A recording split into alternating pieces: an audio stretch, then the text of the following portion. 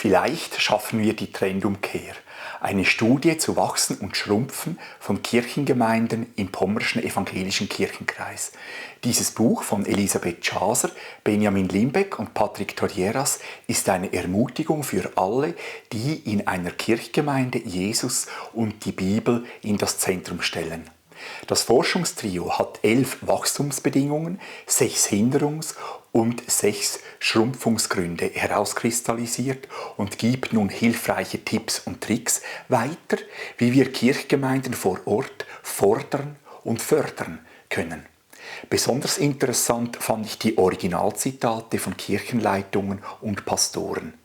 Nur den Titel „Vielleicht schaffen wir die Trendumkehr“ finde ich unglücklich gewählt, denn Jesus ist der Chef seiner Kirche.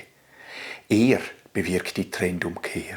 Er verspricht uns im Matthäus-Evangelium 16,18, dass nicht einmal die Pforten der Hölle die Gemeinde überwältigen werden. Ich wünsche uns allen diesen Trost und Gottes Segen.